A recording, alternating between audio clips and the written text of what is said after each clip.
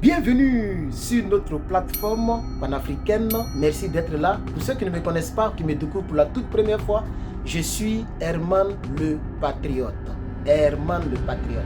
Soyez la bienvenue. Abonnez-vous pour ne rien manquer. N'oubliez pas de mettre un pouce bleu.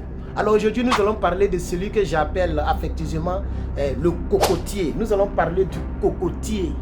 Le cocotier guinéen. L'homme le plus long de la Guinée est l'homme qui ne veut pas quitter le pouvoir. Il veut durer de manière longue au pouvoir.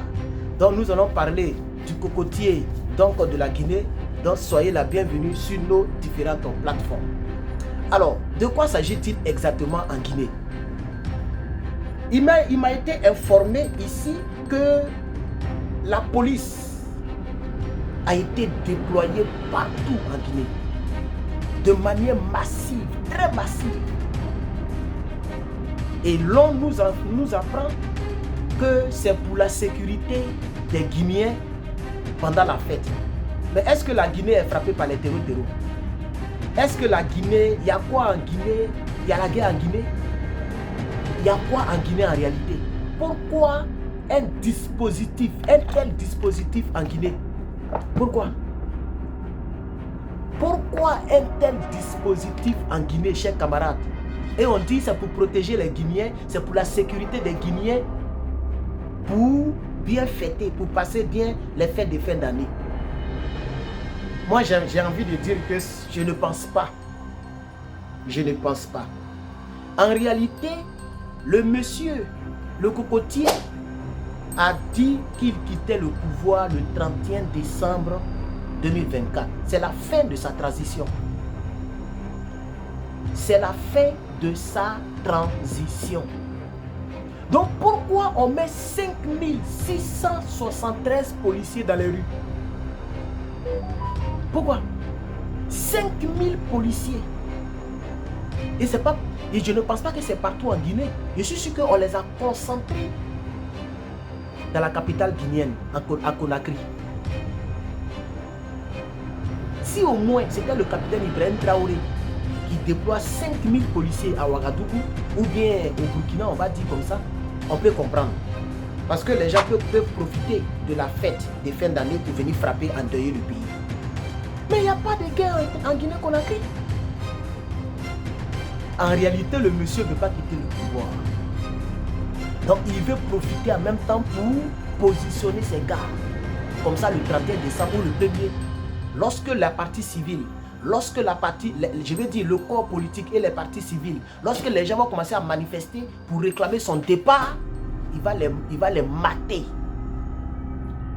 C'est ce que moi je pense en tant qu'analyste politique, parce que nous avons déjà vu ça. Vous avez vu que les gens veulent modifier la constitution en Guinée. Ils veulent modifier la constitution, ok, dans le but de montrer cela à référendum. Mais vous savez très bien que les gens comme ça là, ont l'habitude de manipuler l'Assemblée nationale, etc. pour faire passer les lois. Ont l'habitude de donner des billets d'avion. Vous savez qu'en Afrique, la plupart de nos citoyens africains sont misérables. La plupart de nos citoyens africains n'ont pas d'argent. Donc pour les acheter, c'est facile. Vous voyez? Donc vous allez voir qu'ils vont sûrement, ou ils ont déjà sûrement rejeté la date de la transition. On a vu le Premier ministre, il y a un Premier ministre qui avait témoigné dans le procès, je ne sais pas si c'est Amadou Ba ou quoi, je me trompe un peu, mais il avait témoigné même dans le procès de Dadis Camara, le procès qui a eu lieu, le procès que lui-même Doumbouya a favorisé.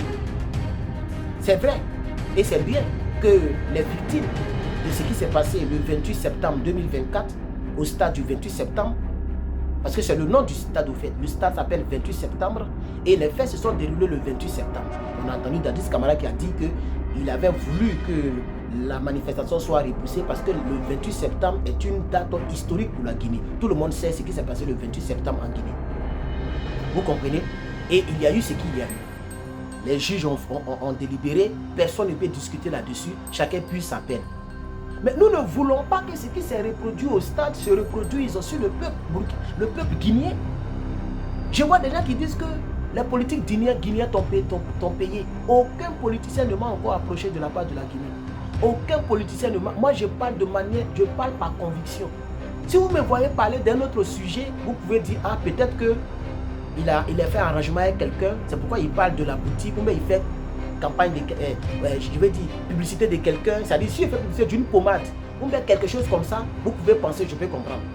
Si il dit, il y a une femme qui est à Abidjan, elle vend pommade, voici le nom de sa boutique, allez-y la soutenir, peut-être que c'est publicité. Mais quand moi je parle politique, on ne me paye pas. Politique, tu peux pas, je parle par conviction, aucun Guinéen ne va comprendre. Il y a des Guinéens qui me remercient, mais c'est des Guinéens lambda qui me remercient pour dire merci de penser à notre pays. Parce que parmi les cyberactivistes, je suis pratiquement le seul qui parle de la Guinée. Je suis pratiquement le seul.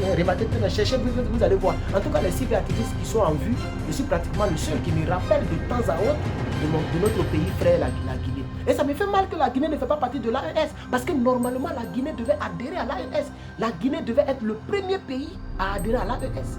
Mais jusqu'à présent, c'est un peu mélangé.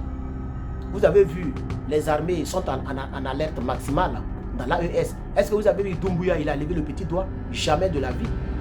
Vous voyez, c'est un Kodjougoulial, un homme qui mourut femme blanche, il va faire quoi pour l'Afrique? C'est ça la triste réalité. Alors moi, je vais interpeller les Guinéens. On ne peut pas mettre 5600 policiers dans les rues pour dire que non, on veut protéger les Guinéens, c'est pour la sécurité pendant les fêtes. Il y a eu quel attentat là-bas? Il y a eu quoi là-bas? Il y a quoi d'urgent pour déployer 5600 policiers dans les rues? Il y a quoi d'urgent? Alors je vais vous lire l'information officielle. Mais avant de vous lire l'information officielle, j'aimerais vous remercier mes partenaires. Vous êtes au nombre de 38 personnes, vous qui avez participé à notre cagnotte, donc de soutien à Herman le Patriote et de nos équipements. Vous allez voir que même 5 francs, je ne vais pas mettre dans ma poche. Je vais tout dépenser dans l'équipement, dans les équipements. Et je serai dans de bonnes conditions. Je vais me prendre une bonne chaise, bien propre. Quand tu es assis dedans comme ça, tu es content. Voilà, j'ai vu une chaise, mais c'est un peu cher. $600, c'est tout. Ça va prendre toute la cagnotte. Donc je vais laisser ça. Je vais voir encore l'autre chaise. Si je n'ai pas le choix, je vais prendre les chaises que les gens qui jouent le jeu là. Voilà, il y en a de 300, 400, $300. Peut-être c'est ça que je vais prendre. Voilà. Donc je remercie mes partenaires. Je vais aussi encourager toutes les personnes à aller sur hermanlepatriote.bigcartel.com pour commander le t-shirt que je porte. Ça s'appelle NRP, t-shirt NRP, Nouvelle Révolution Panafricaine. C'est pourquoi le coup de poing il est en l'air. Pour ceux qui ne voient pas bien, voici à quoi ça ressemble. Désolé, je ne sais pas si vous voyez bien, voici à quoi ça ressemble. Voilà. Donc c'est notre logo, c'est notre t-shirt, c'est moi-même qui imprime les t-shirts. C'est vrai, j'achète en gros, j'achète les trucs et je travaille sur les t-shirts, j'imprime. C'est 100% coton. Alors toutes les personnes qui veulent me soutenir et qui sont fiers d'être africains et qui aiment le t-shirt NRP que je porte, allez-y vous procurer le t-shirt NRP sur lepatriote.bigcartel.com. Merci beaucoup d'avoir suivi cette pause publicitaire. Alors nous allons maintenant lire voilà l'information officielle. Alors, un dispositif policier, un dispositif policier très remarquable pour sécuriser les fêtes de fin d'année en Guinée.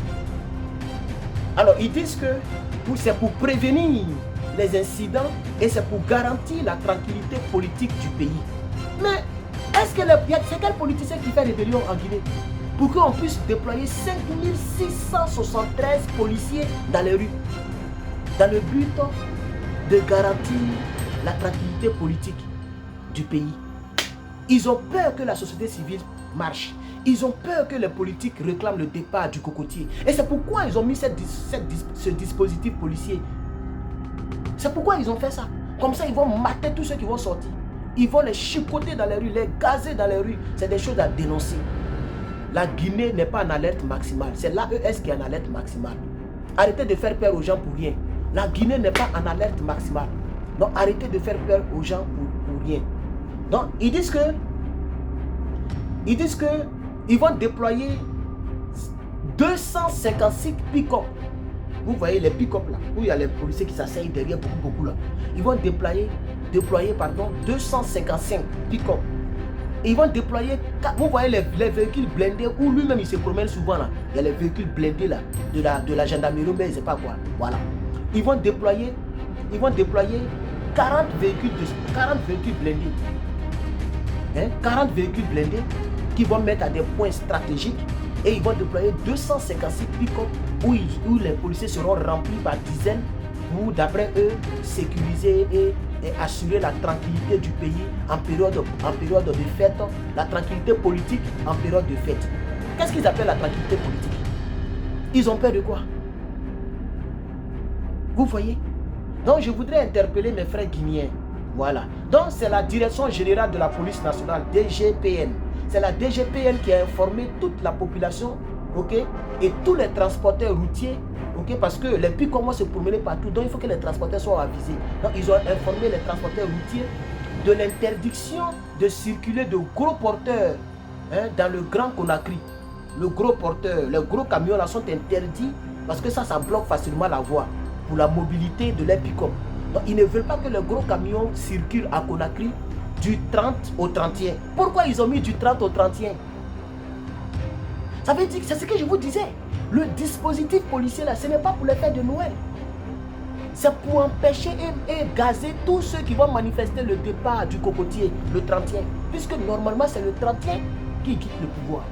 Quand on dit 1er janvier, on devait maintenant passer aux élections présidentielles. Les campagnes devaient se produire. Le 31, normalement, il n'est plus président de la transition. Vous voyez? Mais ils vont reporter les cours du groupe. Donc ils disent le 30 et le 31 décembre 2024, ainsi que le 1er janvier 2024, entre 16h et 8h. Entre 16h et 8h. Ça, c'est un coup de feu. Écoutez bien, le 31 décembre 2024 et le 1er janvier 2024, de 16h à 8h du matin, aucun gros camion ne doit conduire à Conakry. Parce qu'eux, ils doivent bien se déplacer. Ils ne veulent pas que les gros camions les ralentissent. Ils veulent bien se déplacer pour surveiller partout. Vous voyez? Voilà. Pourquoi il a mis ça à ces 3 dates? Parce que c'est à ces 3 dates-là qu'il n'est plus président. C'est ça la triste réalité. C'est ça la triste réalité. C'est ce que je voulais apporter à votre connaissance pour ne pas être très long. Dites-moi en commentaire ce que vous pensez de l'information et de mon infonalisme que je viens de faire. Donc, c'est-à-dire, je suis un infonaliste, c'est un mot que j'ai créé, c'est-à-dire, je donne l'information officielle que je viens de lire et j'apporte mon analyse selon ma compréhension, mon observation selon ma compréhension. Donnez-moi votre observation, votre analyse en commentaire. Que Dieu vous bénisse et joyeux Noël chez vous. Je vous remercie. Herman le Patriote.